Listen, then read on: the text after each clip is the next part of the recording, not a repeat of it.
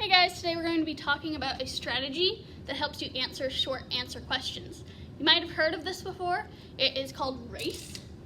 So R-A-C-E. And each of those letters in R-A-C-E stands for something. You might have been told that MAM works, which stands for me, author, author, me. That also works, but it's just a little bit elementary and we're kind of moving past that. So RACE is a little bit more in-depth, a little bit more advanced. And it also will get you better grades on things like NWEA, iLearn, and tests in the future. Okay, so this R, the first letter of RACE, stands for restate. So if the question is something like, how does the character feel today? Just really simple. How does the character feel in the story on that day? To restate that, you would change that question into a statement.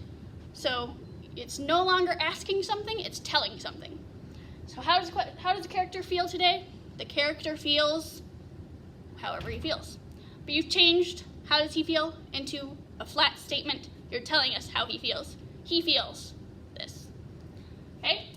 And that this, whatever he feels, is your answer. So that comes next. That's what the A stands for.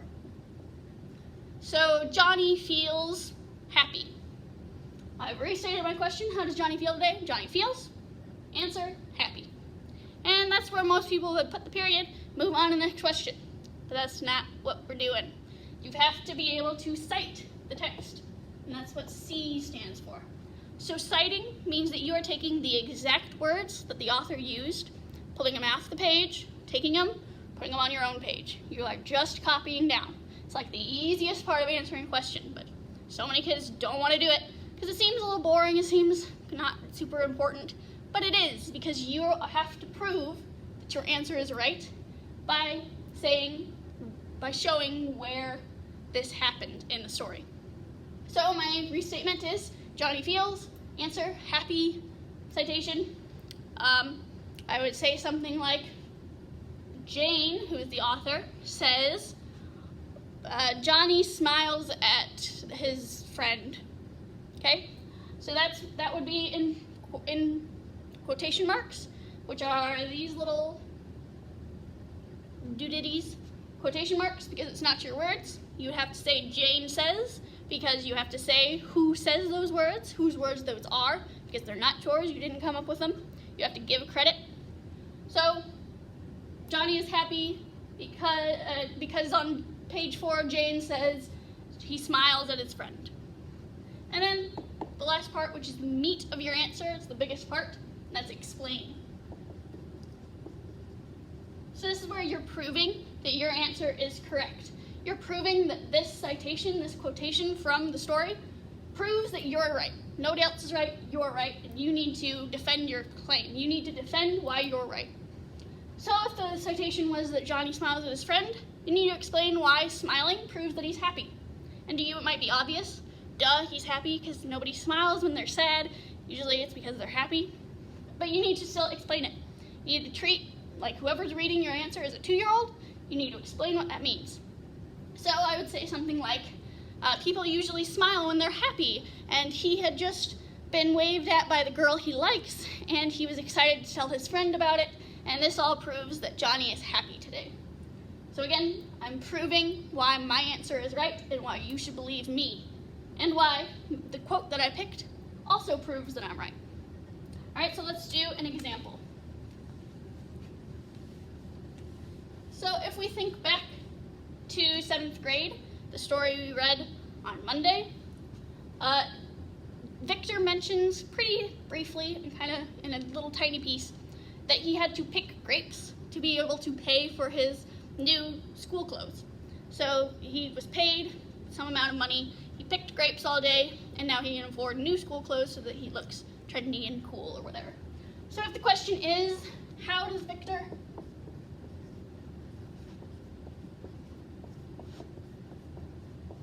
feel about picking grapes?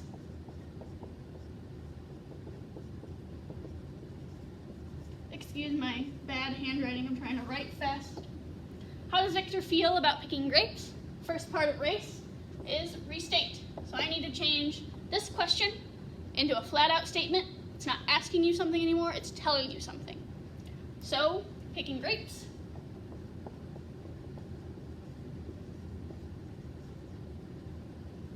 Makes Victor feel, and then A, sorry. So the question was, how does it make him feel? My answer is, it makes him feel. And then the answer, A, unhappy. So this unhappy is the one-word preschool answer to this question. How does it make him feel? Unhappy. That's not going to get you any points, but that is the one-word answer. So when you're writing your A part, that should be your one to a few words, simple answer to the question. But that doesn't mean that you can just write answer. You have to have all 4 parts. So now we're on to C, which is citation. And like I said, these aren't your words. You are copying from the book. You are writing exactly what the author said. So you need to tell people that these are not your words. You can't claim ownership of them. That's plagiarism, and that'll get you in a lot of trouble. So in order to tell people whose words these are, and in order to make sure that they don't think that you're plagiarizing and that they know exactly where these words are coming from, you need to say the author's last name. So in our case, 7th grade was written by Gary Soto. So I would say Soto says, or Soto writes, or whatever you want to put. But you have to have this Soto. That's the most important part. So Soto says, and then I would put quotation marks, because that shows that these are not my words. I took them from somewhere else, and it's from Soto, because I have his name written down. You need to have these little quotation marks. And he said, let me make sure I have the words right. Picking grapes was like living in Siberia, except hot and boring. So inside my quotation marks, I'm going to write those exact words. Picking grapes was like living in Siberia, except hot and boring. Okay, and then I end my quotation marks too. I have to have these little quotation marks at the beginning and the end of anything that I did not come up with. I did not write these words, Gary Soto did, so I need to show those are not words that I wrote. All right, so last part, E, explain. So I need to prove that this quote shows that he is unhappy. I need to prove that I am right with my answer, that picking grapes is not something he enjoys, it makes him unhappy. So to explain that, I'm going to choose this word Siberia. Victor says this as a simile for what picking grapes is like. So it's like living in Siberia. Well, how does Siberia make picking grapes a bad thing? Why is Siberia bad? If you don't know about Siberia, it's a really cold place, not a lot of people live there, there's not a lot to do, it's really boring, it's not the best place in the world. Sorry if you like Siberia. So I'm going to say, Victor says it's like Siberia, which is cold and desolate. So desolate, if you don't know, means that there's not a lot there, there's not a lot of animals, not a lot of people, not a lot to do. So it's cold and desolate. He also says it's boring, which all proves that he doesn't like it.